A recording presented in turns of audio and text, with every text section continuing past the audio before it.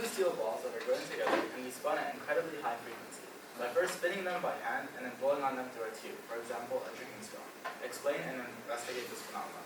So the parameters that we varied were the ball's angular velocity, the radii of both balls, and the radius of one ball leaving the other constant, and of course the air drag coefficients of the balls. So here's an overview of my presentation. First, I'll reproduce the phenomena in my introduction. Then I'll go over my experimental setup, including my measurement techniques and the different camera views I had. Then I'll go into a theoretical model describing the steady state of both balls and then a decay analysis of the system. Then I'll go into key parameter interactions where I investigate the effects of changing the physical parameters of the system. And finally, I'll end with a conclusion, further insights, and general. So here's the phenomenon. Here we can see two smooth spheres attached. For display purposes, we used marbles, but in our experiment, we used steel balls, as the same phenomenon can be observed. And we have them rotating on a smooth, low-friction surface, which in this case is a mirror. And as we can see, the balls precess and rotate at the same time with the same angular velocity. And here's a slow motion video. So some preliminary observations that we can make. So as we increase the angular velocity of the balls, there's a decreasing angle to the vertical. And we also notice that the center of mass is relatively is stationary over short periods or over long periods of time. So first, a qualitative explanation of the phenomenon. So first, we begin with two balls at 2 points of contact P and Q, rotating with an angular velocity omega with an angular momentum aligned with the angular velocity L. The kinetic friction force points out of the page at both points P and Q, and angular momentum are both pointing to the left, and velocity. However, when there's a small perturbation and one point of contact loses contact with the ground due to an imperfection in the surface, the torque from the frictional force at point P causes the whole system to tilt upward, while the torque from the normal force causes the whole system to precess. And then once non-slip motion takes place, the whole system goes into a steady state. So now, going into my experimental setup. So to simulate the effect of having different straws in our system, we construct a fan setup composed of the balls in the center, a 3D printed container attached to 4 fans around it, a dark backdrop, and the whole setup is on top of a mirror. Here's an image of our fan setup, and as you can see, the balls rotate in the middle. The airflow is approximated to be like, as that of straws, and the reason we did this is because when we blow down it with one straw, the center of mass would shift, making it difficult for us to track the angular velocity. However, with our fan setup, the air flows in a way that it aligns the balls in the center of the container. And in this way, we're able to approximate the airflow from tube-like structures such as straws. So here's a CAD or experimental setup. So we have a fan setup powered by a DC variable power supply to adjust the airspeed on top of a mirror, and the whole system is illuminated by multiple lights and filmed by a high-speed camera. And we have a mirror to obtain a top view of the system as well. So here are some images of our setup. So the different top views we're able to obtain. So this is the top view and this is the side view. So we're able to measure the angle through this, and we're able to measure the angular velocity by looking at the top. We measure the different ball radii and mass of our various balls using a caliper and a digital scale and obtain the following values. We also approximate the mass of the glue we use to join the balls together to be less than 0.08%. So now moving on to our theoretical model. So first section of our theoretical model is when two identical balls are joined together. So some geometry of our system. So first, theta is defined as the angle with the vertical. R is defined as the radius of both balls. And from this, we can derive the height of the center of mass of the system. The two axes we'll be using is first the lab frame, EX, EY, and EZ respectively, and the rotating frame, E1, E2, and E3. Phi dot and psi dot denote the angular velocities about both axes. For a non-slip motion constraint, we can start by expressing the tangential velocity in terms of the radius and the angular velocity, and then rearranging for the radius, tangential radius of the two velocities, we obtain that non-slip motion imposes such that both tangential velocities are the same. We denote both angular velocities by capital omega, and we confirm this experimentally by taking photos after different orientations, and see that the black line that we drew comes to the same spot. And this ensures it is static friction that is taking place. We define the moment to inertia tensor as the following, where we note that the off-diagonal elements are 0 as the rotating frames of principal axis of symmetry. For the two-ball system with both equal ball radii, I1, I2, and I3 are denoted as the following. We define the kinetic and potential energy terms by first defining the angular velocity vector as potential energy term from the height, increase in height of the center of mass. And then we formulate a Lagrangian as the following. Substituting this into the Euler-Lagrange equation, we note that our Lagrangian is independent of theta dot, which means it is in the steady state and is not rising or falling down. So the Euler-Lagrange equation simplifies to the following. Carrying it out, we see that there are two solutions. However, one is unstable, so it's not experimentally confirmed, while one is stable and is observed. So we'll be reporting on the stable equilibrium. So we also note that the Lagrangian imposes the following velocity limits, including the critical velocity for the balls to rise up, as well as asymptotic behavior at high speeds at which the angle of the vertical approaches 66 degrees.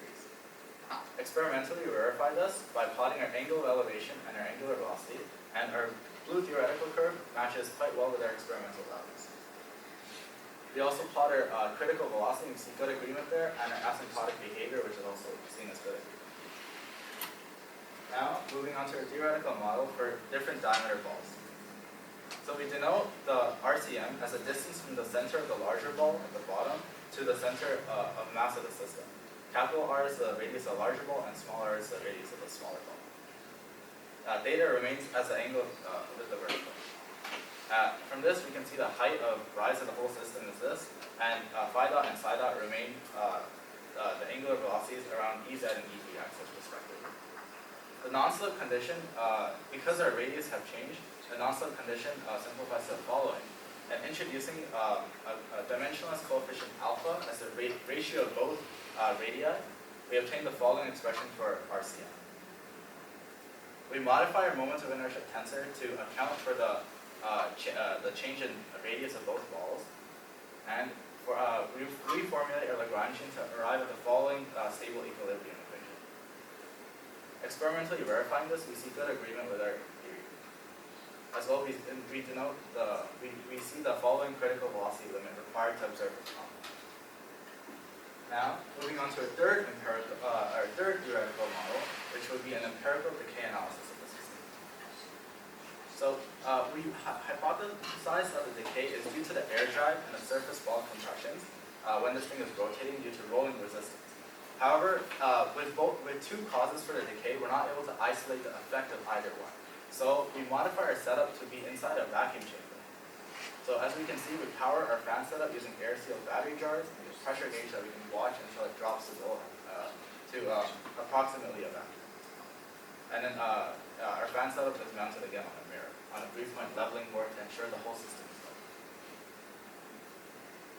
So to track the angular velocities inside the system, we use two brake beam sensors to get a continuous decay curve, rather than using software analysis to track its rotation. So we have two brake beam sensors, which essentially they observe a break in the IR beam that they transfer every time the balls break the beam, and then every time they rotate 90 degrees, it lets the beam go through.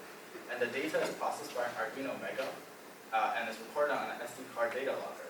And to activate the whole system from outside, we use a laser photoresistor activator, and we have LED indicators to ensure that our system is accurately measuring the angular velocity of the balls.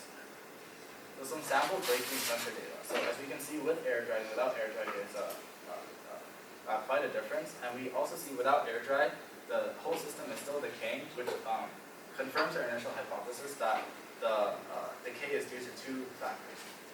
And with our brake beam sensor, the two causes of decay can accurately be isolated. However, we know that the decay of the whole system is very complex, so we resolved to using dimensional analysis and the vibration decay. So we identify our dependent and independent variables as the following, where our vertical axis of moment of inertia is noted as the following, as this is the axis it's slowing down. We identify the dimensions of all the variables, and we re-express the fundamental dimensions in terms of our variables, and form the following dimensionless group. However, you notice 3 of them are equal to 1, and so omega dot bar is only a function of its vertical axis of inertia. We get the following empirical data, and we fit it to the following function through linear regression, and we obtain the following fit. although it doesn't seem very accurate, it's able to accurately predict the decay in a vacuum due to the surface wall compression, as we'll show later. However, to account for the air drag, we include a linear air drag term for smaller balls due to this low Reynolds number, and we see a good fit between our experimental fit and our experimental data.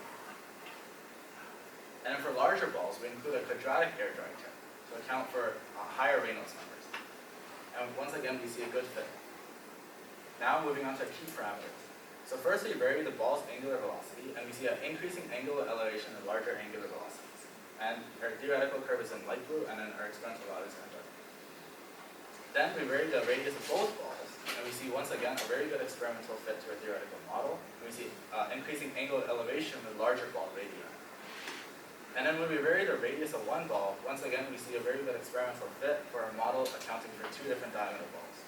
And we see an increasing angular elevation with larger ball radii. So now summary of our key parameters. So the following parameters have a positive correlation with the angle of the vertical, and a positive correlation with the decay due to the vibrations and the decay due to the air drag.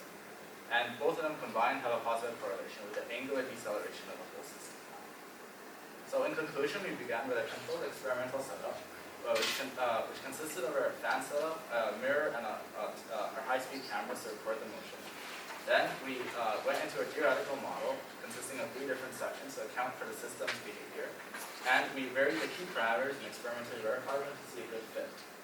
Here are my references, and thank you for listening. Thank you very much. Now we have time for opponent to ask questions. Okay, dear reporter, as I sent you, I think that you have run without sleeping, yet. You have rolled without sleeping yet. Rolling without and you checked that it's right. Yes. That's okay. Then could you predict all the motion during the acceleration of the opposite rights of them? It's a simple change of the sign as our airflow decelerating or Okay, airflow and accelerating. could you predict that on the time? We could predict it. We chose not to include this as we carried out our empirical analysis for decay. Okay, then see that it's quite similar. open the slide 35. 35? 35. Yes.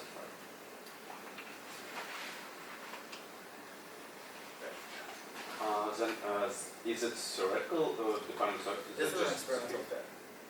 That's just a fit, okay? Right, because this is dimensional analysis. Okay. It's an empirically determined function that we're trying. Okay, and you don't have any other background except dimensional analysis. I don't No other background of that formula except the dimensional. No other ground. Physical background of that formula.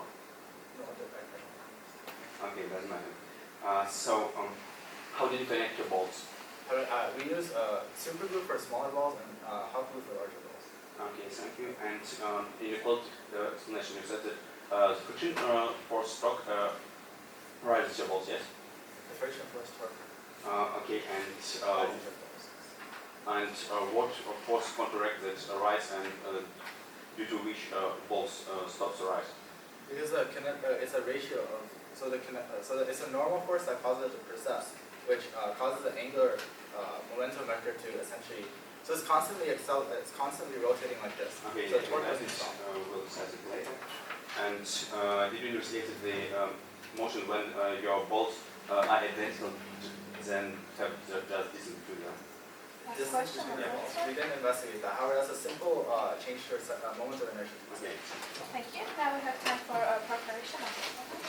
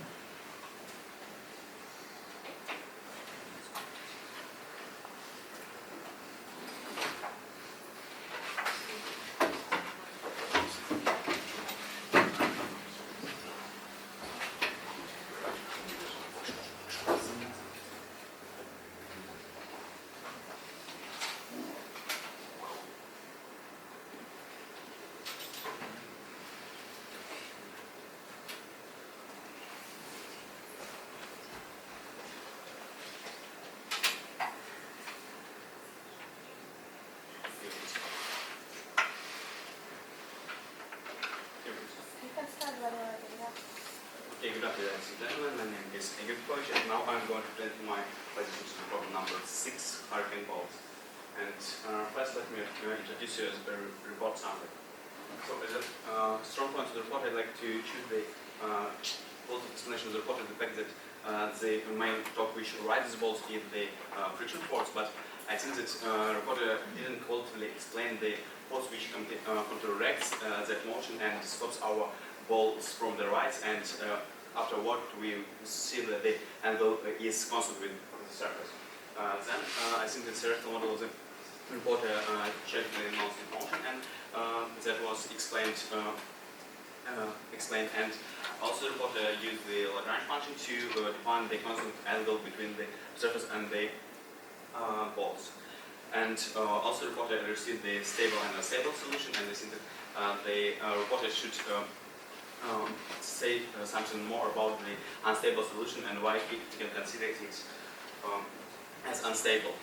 And also experimental stuff with photo was really great, because the construction of different plans which can allow us to reach high velocities and to estimate air drag in the setup, and that we can produce the constant edges and constant velocity of our balls. And also the parameters in this equation is the angular velocity and radius of both balls, and I think that the really interesting parameter is the parameter of the in the moment when the reporter investigated two different balls with different radiuses and investigated change in the moment of inertia and the distance between that balls. And as I said, theoretical model of the report, I think that he can predict only the rise of the balls in the constant angle, and the one solutions wasn't analyzed properly, and also I think that Lagrange function should be analyzed on stability of the solution. And also the reporter didn't investigate the fact that in the problem statement he is asked to investigate all the motion of the balls theoretical, but he presented us only the method of dimension analysis and the fit of the experimental data. And also I think that we'll talk about that in our discussion, and we'll talk about the qualitative explanation of the reporter too. And now let's move on to the discussion of the report. So I'd like to just address a few points. So you said that's okay. Let's start with qualitative explanation. What stopped the balls from rising? So because the balls are precessing, the precession requires the torque from the normal that's causing it to precess and the friction that's causing it to rise to be 90 degrees with the angular momentum. So it okay, yeah, and how is the torque of friction force depend on the torque of the normal force?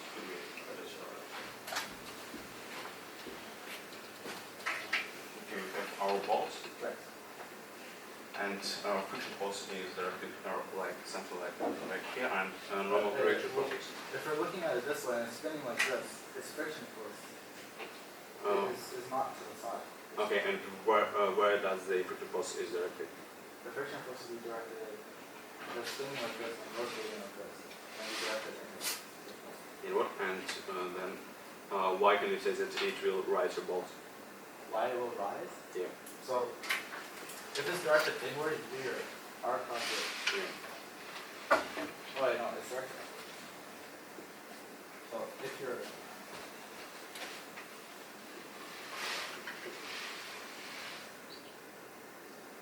friction force is directed outward, you do R cross it up, and then you get your torque.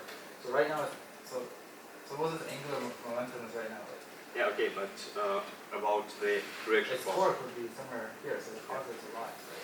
But once it's 90 degrees, then it's just precession. Because then the normal under torque Even 90 causes degrees it to rise. with the friction? Or what? No, right, so essentially your normal torque and your friction torque are essentially balancing out, so that the angular momentum only precesses.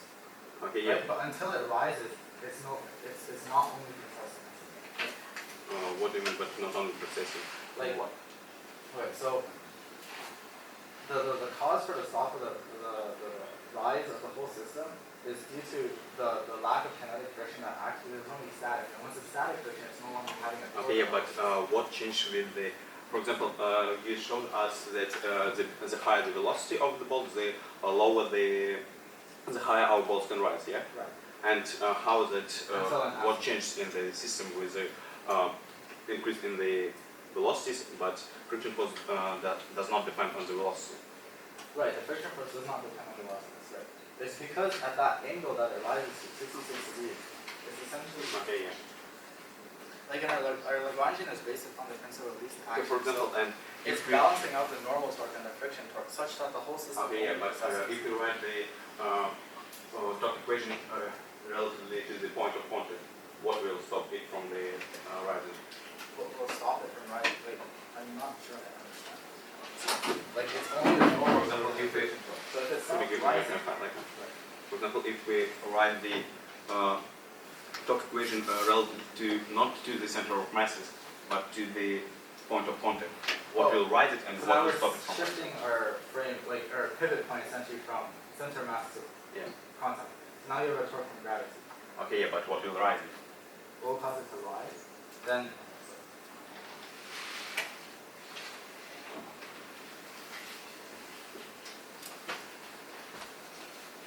yeah,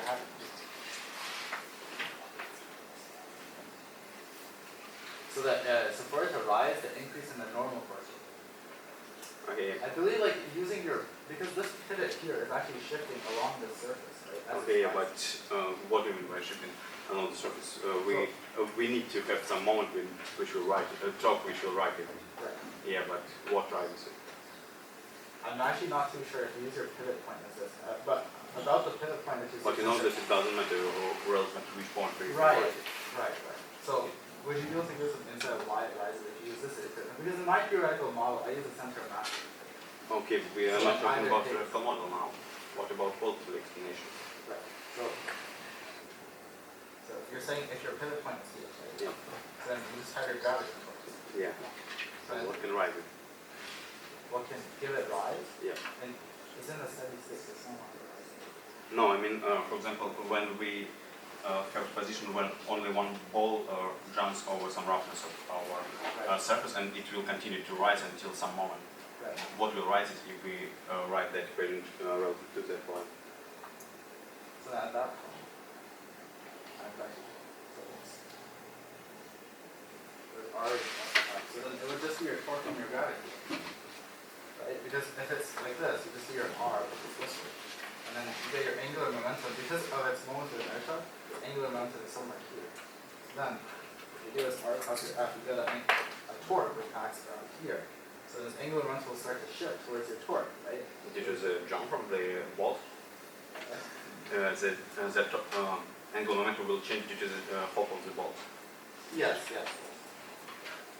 Okay, yeah. So I think that the reporter's explanation of the effect is not really full, but because of the that it's hard to say that the normal force, normal reaction force can stop that bolt from rising. But for example, if we write that equation relative to the point which is on the point of contact, we can easily see that the gravity force will stop it from rising, and due to the change in the momentum, we'll see the rise of the bolts too. And now I'd like to move on to my next question. Okay, and my next question will be about theoretical model. In the theoretical model with Lagrange function, Right. who do you call them? Right. So for steady state for two different diameters or one? One. One more. Could you open your Lagrange function? Yes. Could you show me the component which is relevant for the kinetic energy due to the rise of our balls? So the kinetic energy term is Not the rotation kinetic energy, but due to the rise of rising? Yeah. Right, so because everything is written in terms of the angle of the vertical, and we assume that it's in a steady state, so our Lagrangian becomes independent of theta dot. So its angular velocity this way is negligible. Okay, yeah, but then how could you analyze, could you some slides like that? Like that, maybe the next slide. Yes. where you define the condition of rising of the bolts. Okay. Like the critical. Yeah. Right, that's the how line. can you say here that your bolts will rise due to the if your bolts can rise only if center of mass is in the motion? How can you predict that condition from that equation if you don't have it? So in our steady state we get this equation here, right? For angle with the vertical, right? Because cos theta is essentially, and then you move the cos to the other side, and cos theta is bounded by these equations, from 0 to 1. Because if it's negative, then it's going to be on the ground, right? Which is just the other way.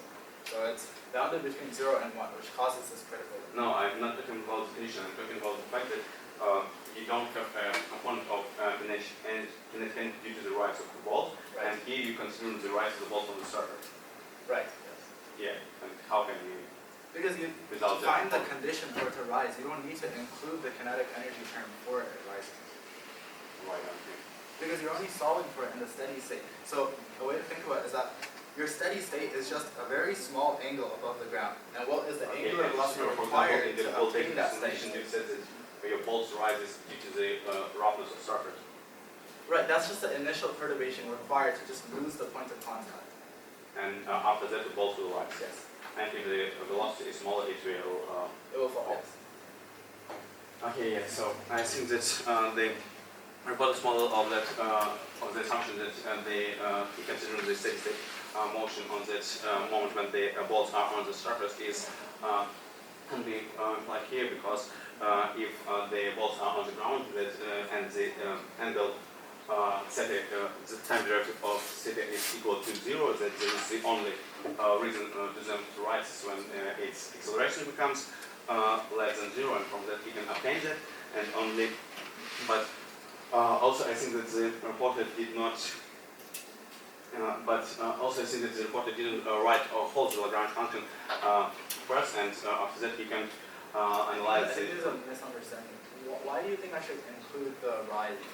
Because we're solving Because for the steady consider state. some another system first. You can reduce it, but you didn't write it at all, the terms of... Right, because we're solving for it in the steady state.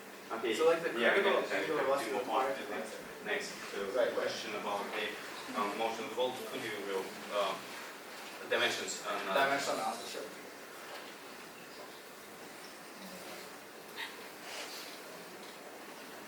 So this dimensional analysis, our result essentially next slides. your next, okay. But first, I think there's some misunderstanding. This is just to predict the decay due to the mirror vibration and the false. Yeah, I got it. And then you Yeah, predicted the and then we angle fit of- it to our air drag as well. So the total decay with air around it composes of our Yeah, and like decay due later to the air drag. you'll have some experimental dots and you compare them with theoretical model. Wait, Some slides later. Could you? oh, for key parameters. Yeah. Oh, okay, yeah, sure. Okay, here, what does it like? Is there theoretical? They're completely theoretical. Yes. And how did you determine them? How did I used the I just plotted the cos theta equation. So that is just a direct plot of the steady Okay, state. that's not the depends on during time, it's just for steady state solution. Right, yeah, that's just a steady Okay, state. yeah. Because in that, I'm only plotting my. So you can't predict the motion of the bolts during the rise. You can. By predicting the decay of the balls, you can also predict the rise, because the airflow Okay, inside the I got system. So The- I think that's the report was in the city. So the airflow system that we Okay, actually yeah, I designed got it. is Have to actually move on made to the like conclusions. circular. So Have to move on. when we conducted a simple CFD, we also see that. During the discussion, we've determined that the reporter's first qualitative explanation wasn't so full because he didn't explain the fact what makes the bolts to stop from rising, because that can be shown like just the normal direction or force which makes them to stop. But we came to the conclusion that it's the change in the that it's changed in the torque due to the rise of the bolts and due to the gravity force. And also we've discussed the rational model of the reporter, and I think that the prediction of the condition for the rise is correct here, and because if consider the steady state solution, it can be implied that we neglect the kinetic energy of center of mass. But I think that the weak point of the report is can't predict all the motion of the balls during the rise. But it was asked in the statement that to investigate the phenomenon at all, and that's all. Thank you very much. Now we have time for a viewer to ask their questions. So, would it be the same phenomenon if you had hollow balls? Yes. And do you think the same? Hollow ball? Hollow balls. Okay, well, in my field, we change. Did you ever thought of a separation between the balls? A separation between the balls, we didn't consider that in a theoretical model. It's easily, we can easily add it as it's similar to having balls of different radii. You just have to add essentially a term to the moment of inertia. Thanks. So, what value did you get from the Reynolds number of your fans? Of my fans. Well, of the air that was flowing through. So it depends on the ball radii because their characteristic length is changing. Give me a value. So for the smaller balls, it was quite laminar, so under about 2,300. But for larger balls, it was above this value because it was turbulent. That's why I used the omega squared fit for them. Okay, thanks. Did you try varying the flow if it had any effect on it? Varying the flow, no. Okay. Do you think that it would affect the phenomenon? What? Varying the flow? I think that Get a more porous type of floor, like I don't know, something. surface immune. Okay, it will increase the fall of the voltage to the loss of energy. So the density is going to affect the phenomenon. It'll affect the mass. Did you thought at some point of spinning the small ball down instead of the big one? Right. So if you spin the small ball down, you need there's a minimum ratio for the minimum radius for the small ball for it to rise, because the angle of the vertical essentially needs to be much lower for the large ball to lift off. Right? So we require a much higher angular velocity. However, we didn't conduct this experiment. Okay. So would it change a degree? It would change it. Do you think the same? You mean what could you If you have the small ball rotating around the big one. Okay, since it won't come because we need only it's just difficult to achieve because of the dogs, and I think it won't even happen as the small will rise faster. Well, thank you. Thank you very much. Now we have time for preparation for a viewer.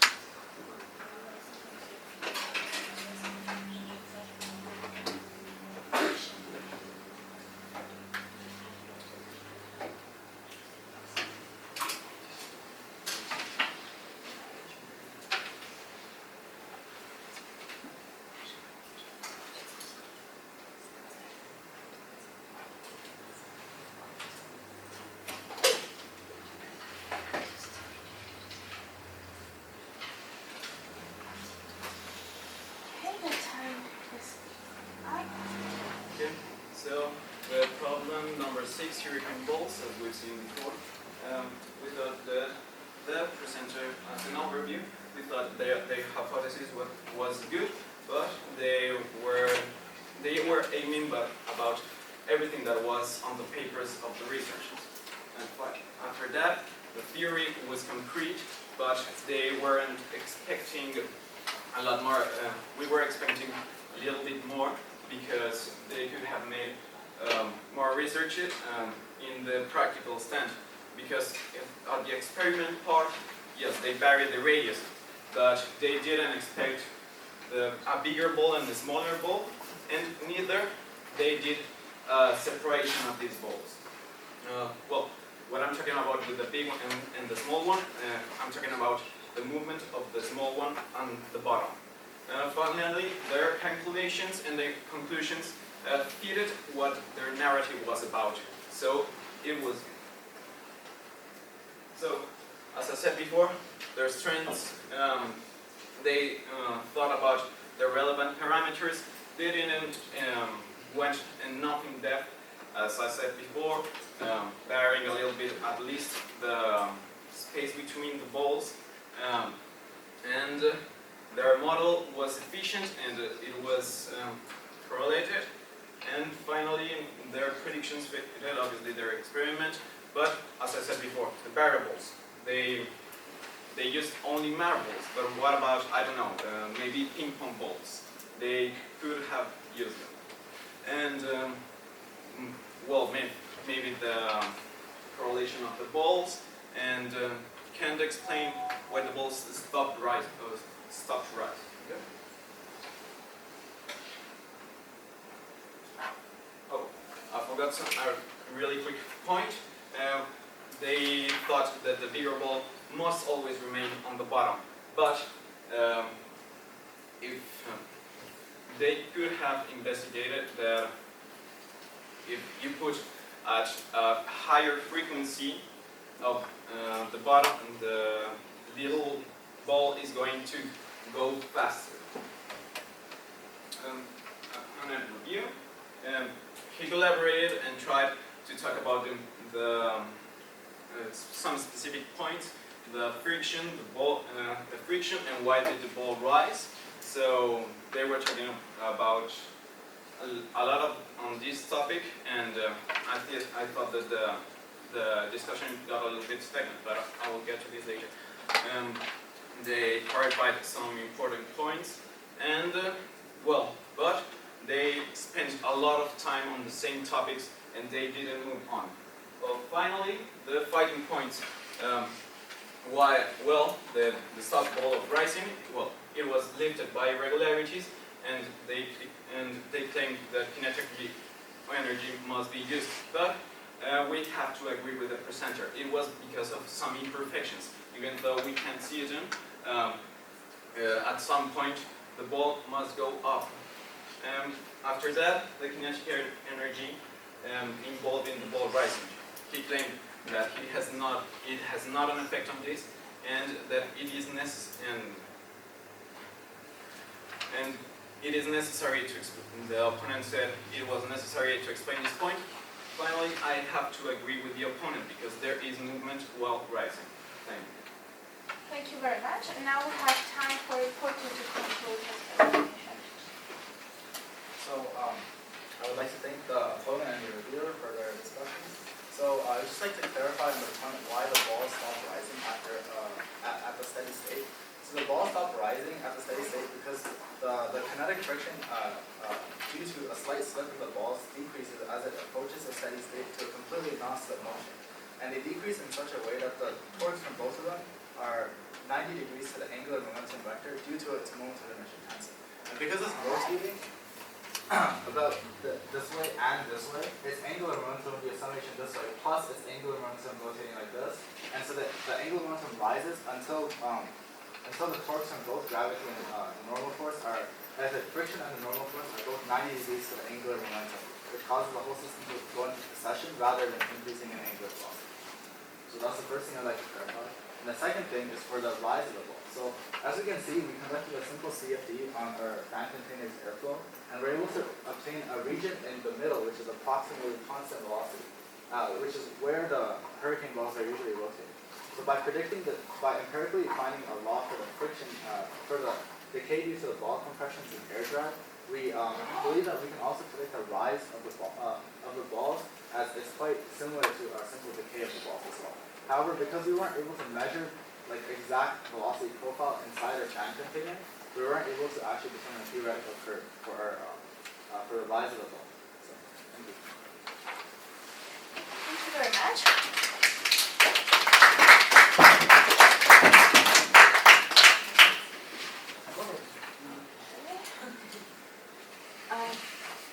Just take the time.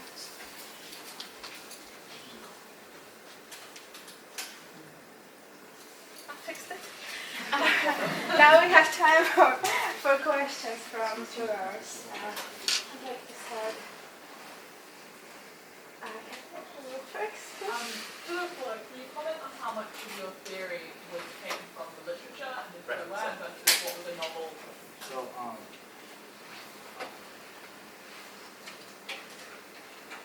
in a theoretical model, only this part was taken from literature. The other two are derived. But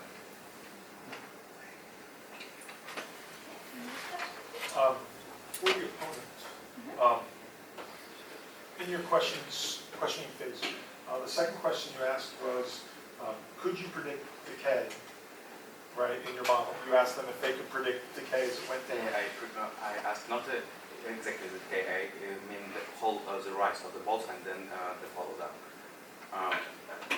Because of the, as we talked about the qualitative explanation, I like to see the theoretical dependence of how all balls rise and change the angle ways the vector. Okay, I misunderstood your question. To the opponent, you're pushing a lot on the torque that makes it rise if you take this point. What answer did you want? What do you think? What starts out? The diagram you just drawn on the left there. Other than the force of gravity, what's the force that would turn it up if you take So we come up with the report that the change in the angular momentum create another torque which stops the rising. So you were satisfied by the Yeah. Reporter, about your experiment in vacuum, how did you rotate the balls? right, okay, so I can expand on that. It might have been confusing. So essentially, we put a battery sealed jar into it, and then we had our fan setup inside with air still, and then we let our fan setup continue to run with air inside until the vacuum was pulled out, and the fan setup would continue to run, but when all the air is pulled out, there's no air drag, so then we can just conduct our experiment. So you turned off the fan. We didn't turn off the fan, but all the air was sucked out, so there was no force. But the fan was continuously, I think the air was. No. Oh no, it was entire fan was inside. Yeah, entire okay, I fan. see, sorry. Yeah, okay. Like it's so this is like an acrylic piece that goes on top and seals it. And the pumping the air out, did it have any effect on the balls? So no, like the flow rate going out was very small, so it wouldn't have much effect.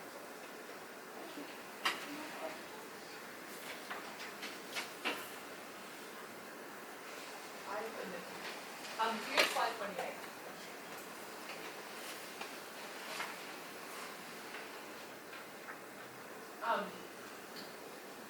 What's the physical interpretation of the angle of elevation going negative?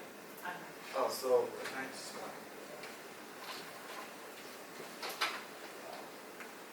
so this is our ground, and we have a large ball here, and like a small ball here. So when we get angle of elevation be negative.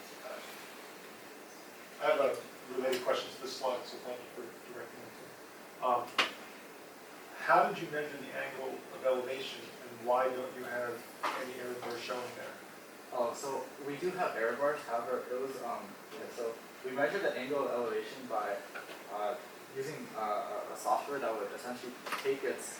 We would put a line through the edge of like this ball here, and one point here, and I draw a line through it. And then we did multiple measurements because we used a slow motion camera, and the decay of this is quite slow during short periods of time. So we took its angle at multiple points during a short period of time, and we did like a standard deviation constant. They were quite small. However, we noticed that like for one of the points, the standard deviation is actually visible. Any more questions? Yeah, sure. So, Richard, is there anything that you would have liked to see in addition to the analysis of In addition to this, I think that it would have been interesting to see if it happened, it would happen something if the small ball is spun at a high velocity instead of the big one at the bottom in this ball. Okay, thank you very much. We will, if we don't have any more questions, we will start.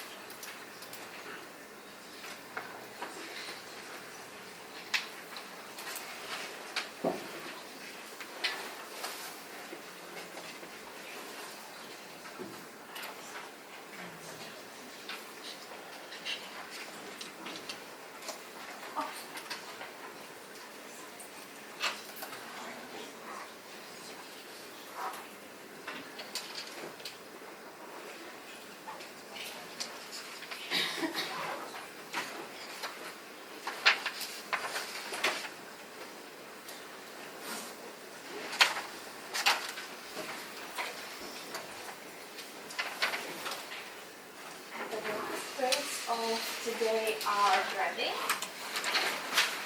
And we will again start with a project.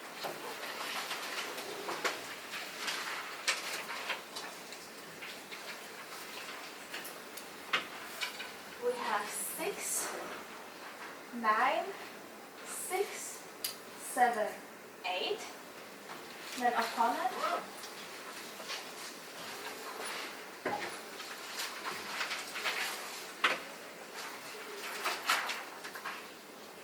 8, 6, 6, 5, 4, and reviewer.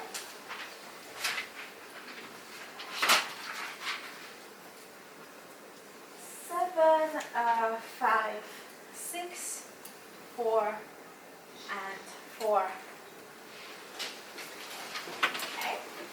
So we started with the presentation. We had 2 times 6. Do you want to comment on that first, please? I can give some comment about this problem. I'm saying the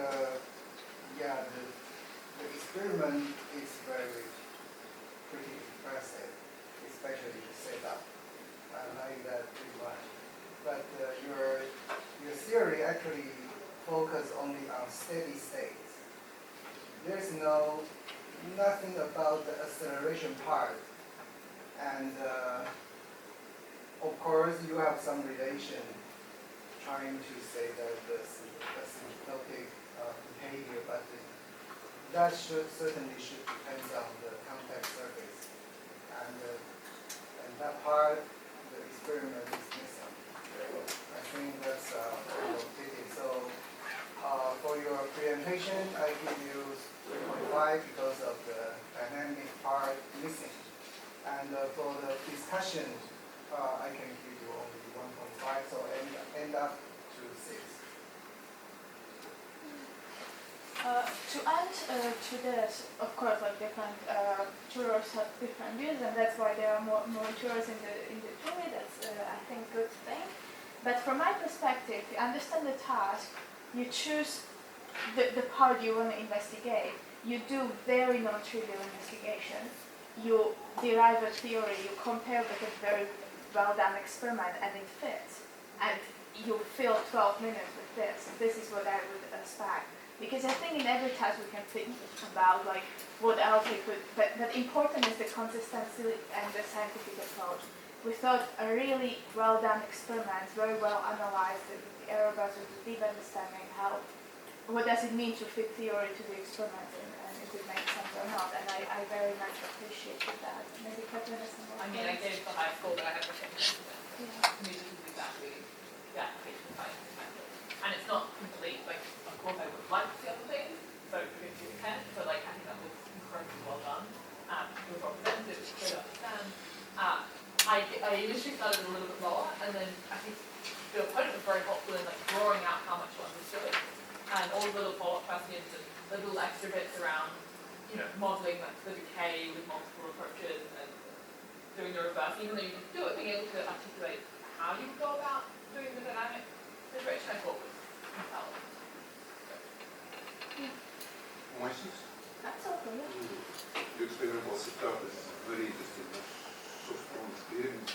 And of course, you search a theory based on the Lagrangian rule, but you can't give explanation of the phenomenon, why the excess arises. So I can't give you more than 6. Okay, and then the opponent, I think the marks correlates to the marks for the reporter again, because from my perspective, I did not think that you understood the theory of the presentation very well. It's not the critic, it's the fact that we kind of evaluate by the marks. On the top of that, I have a huge problem with how the discussion was led. You asked the question, but you did not really want to hear the answer. You did not let the reporter to explain anything. The discussion there were so many good points. Even some of them, you raised something you would be interested to find out. But you couldn't because you didn't let him speak. And that's the second time I saw that in your team. I think you will get way more points if you will try to work on this and try to, if you ask something, try to see what the answer is. Of course, this is not the reason why you have 4. It's just one of the aspects. The other thing is really that I did not got this impression that you understood what the reporter were doing in the presentation. I have 5, but along the same line, I think just chipping in quickly. So your math is based off a couple of papers that really spelled this out, pretty clearly. You probably all read it. It's fine. And I think you both were talking about the same math, and I think you both agreed. It's just in the discussion phase, it took you 6-7 minutes to get to the point where you acknowledged that you agreed. And so I was vacillating between the next higher score for both of you, and I went lower just because you were saying essentially the same things, but you weren't hearing each other. And then you got to the end, and I thought the one question at the end from the one judge, how would you explain the rise? And you basically said the exact same thing he did, right? It just wasn't as productive a discussion as I would have liked to have seen. But we also had 8. My age is for the sort of political explanation why is the axis rising. 7 for you. Yeah, sorry, still about the opponent. Someone else. Because for me it was not enough to discuss 2 points if you see those kind of presentations.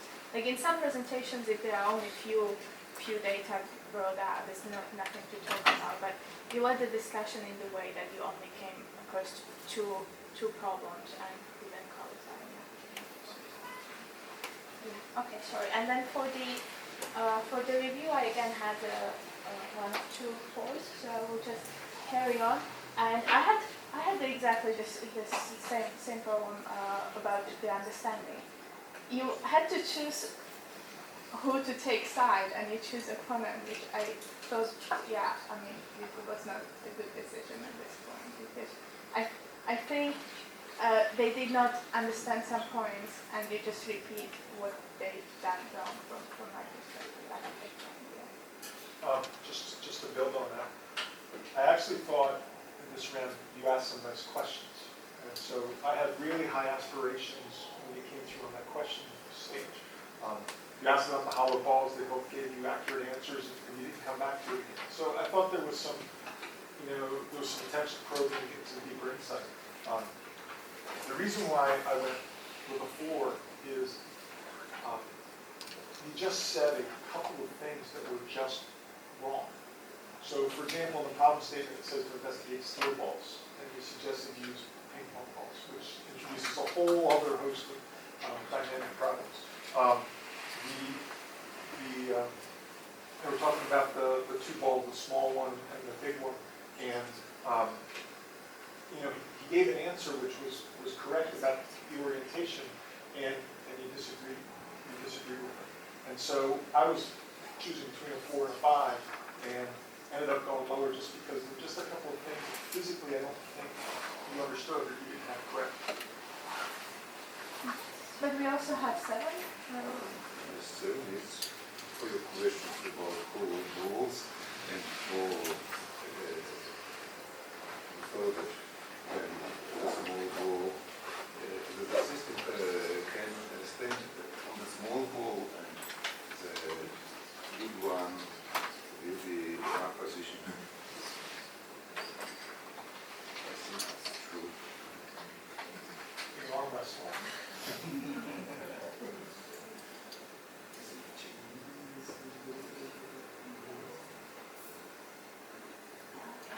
Thank you very much, everybody, for a very, very nice physics 5. 3 of that.